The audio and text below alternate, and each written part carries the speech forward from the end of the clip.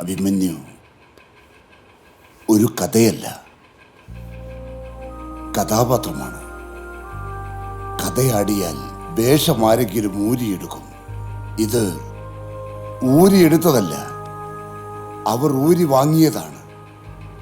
മതമെന്തെന്നും മതസംഹിത എന്തെന്നും അറിയാത്ത മതഭീകരവാദികൾ, മതരാഷ്ട്രം കെട്ടിപ്പടുക്കാൻ നടക്കുന്നവർ. അവർ കടാര കുത്തിയിറക്കിയത് അഭിമന്യുവിന്റെ ഹൃദയത്തിലേക്ക് മാത്രമല്ല, ഇന്ത്യയുടെ മതേതരത്വത്തിന്റെ നെഞ്ചകം പിളർത്തിയാണത്. അതിലെ നീ എഴുതണം. എനിക്കൊരുപാട് ഇഷ്ടമായിരുന്നു അവനെ. അവനൊരു പാവമായിരുന്നു. അവൻ 100% നല്ലവനായിരുന്നു, കരുണയുള്ളവനായിരുന്നു. കാരണം കമ്മ്യൂണിസ്റ്റ് ബോധമുള്ള ഒരു വിദ്യാർത്ഥി പ്രവർത്തകനായിരുന്നു അവൻ. സഖാവേ, അഭിമന്യു എന്ന രക്തനക്ഷത്രത്തെ പകർത്തി എഴുതുകയല്ല, അവൻ്റെ ആശയങ്ങളോട് നീതി പുലർത്തി അവനോടൊപ്പം സഞ്ചരിക്കാനാണ് ഞാൻ ശ്രമിക്കുന്നത്. സ്വന്തം കാര്യം നോക്കാനായിരുന്നെങ്കിൽ എനിക്ക് വേറെ പ്രസ്ഥാനത്തിൽ വിശ്വസിച്ച പോരെ എന്ന് ചെങ്കുറ്റത്തോടെ പറഞ്ഞ അഭിമന്യുവിന്റെ വാക്കുകളാണ് എൻ്റെ ശക്തി. നീതി പുലർത്തണം. നീ പകർത്തുന്ന ഓരോ അക്ഷരങ്ങളിലും അഭിമന്യു നെഞ്ചിലേറ്റിയ വിപ്ലവത്തിന്റെ അഗ്നി പടരണം. അക്ഷരങ്ങളിൽ ഓരോന്നിലും അവൻ നമുക്ക് പകർന്നു തന്ന ആത്മവീര്യത്തിന്റെ ചങ്കിടിപ്പുണ്ടാവണം.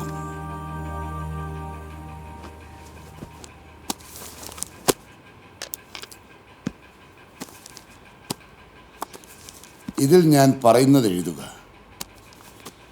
ഇത് ഞാൻ എപ്പോഴും അവനോട് പറയുന്ന വാക്കുകളാണ്. അഭിമന്യു, പത്മവ്യൂഹത്തിലേക്ക് എടുത്ത് ചാടാനേ നിനക്ക് കഴിയൂ. അത് ഭേദിച്ച് പുറത്തേക്ക് വരാൻ നിനക്ക് കഴിയില്ല. அபி அபி எழுந்துடுறா, மத்தியானத்துக்கு முன்னாடி கோலையில் எத்த வேண்டவா?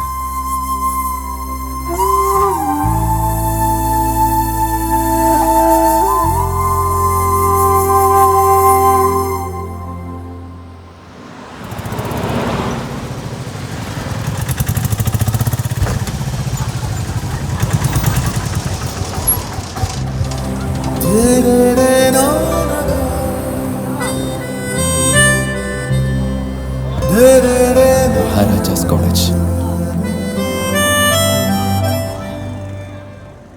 Abhimanyu Maharajas.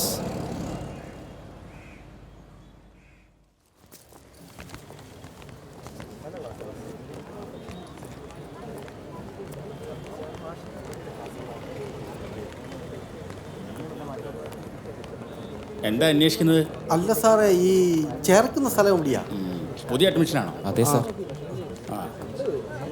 ജസ്റ്റ് ലെഫ്റ്റ് പോയിട്ട് അവിടെ പ്രിൻസിപ്പാളിൻ്റെ റൂം കാണാം. ഓക്കെ, ശരി. വാ.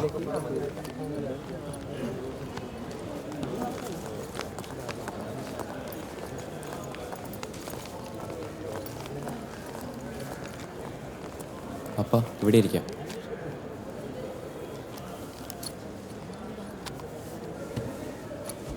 ഉള്ള ആളുണ്ടോ? ആ, ഉള്ളിൽ ആളുണ്ട്.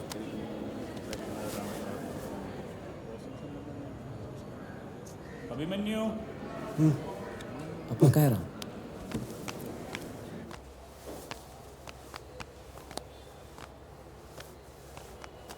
ആ, ഇരിക്കൂ.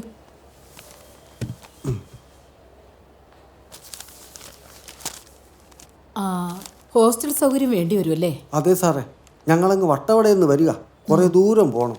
ഇവിടെ നിന്ന് പഠിക്കാനുള്ള സൗകര്യം സാറ് ചെയ്തു കൊടുക്കണം. നല്ലോണം പഠിക്കൂ എൻ്റെ മോൻ. നാട്ടുകാരെ സഹായം കൊണ്ടാണ് ഇവിടെ വരെ എത്തിയത്. ഇവിടെ നിന്ന് എടുത്തോട്ട് 3ാമത്തെ റൂമിലാണ് ഡിപ്പാർട്ട്മെന്റ് ഹെഡ് ഓഫീസ്. ബാക്കി കാര്യങ്ങളൊക്കെ അവിടുന്ന് പറഞ്ഞു തരും. ഓക്കെ.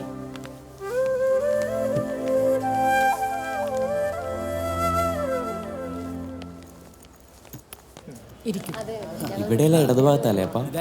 നിന്നെ കൊണ്ട് തോന്നി. அபிமன்யு ஸ்கூலை சேர்த்து அப்பா வந்துட்டியா? ஆமாண்டா, அவனு பெரிய சந்தோஷம் இருக்கு.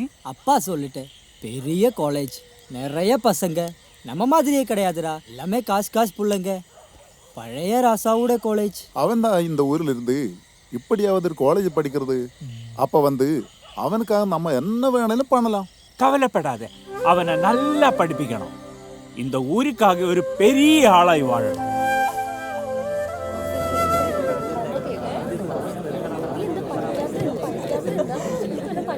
Good morning.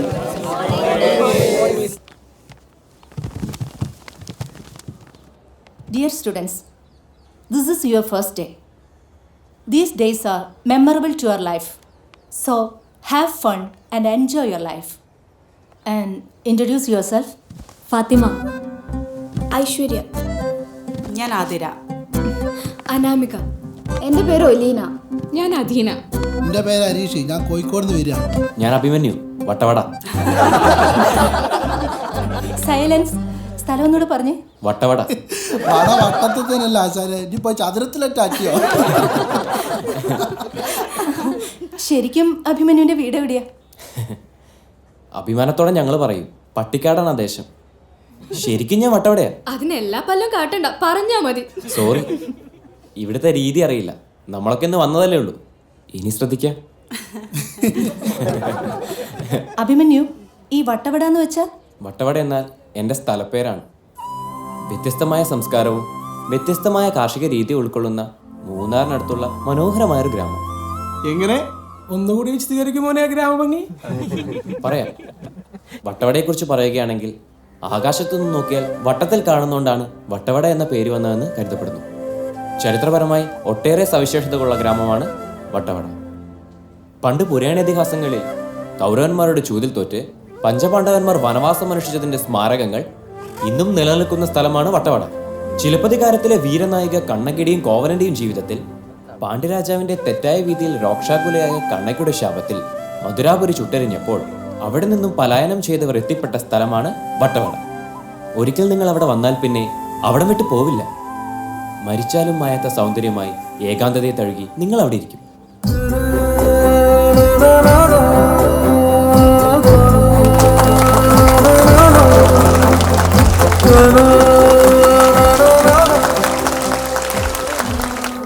ഇനി ഇതേപോലെ ആരെയും വിളിക്കൂല. അത്തരത്തിലുള്ള കാര്യങ്ങളൊക്കെ നടന്നിട്ടുള്ളതാണ്. ഹായ്, ചിലപ്പോ ഉണ്ടാവുമല്ലേ മോനെ. അവരൊന്ന് കേറതല്ലോ, ശരിയാവും. എന്തൊരു ഭാവല്ലേ. എന്താ ശുഭജോൺ, പുതിയ പരിപാടി വല്ലതും തുടങ്ങിയോ? ഒന്നുമില്ല.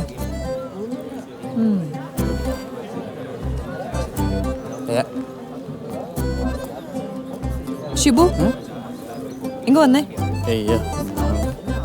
എന്താ മിസ്? ഡേ, ഇതൊന്ന് നന്നായി വായിച്ചേ.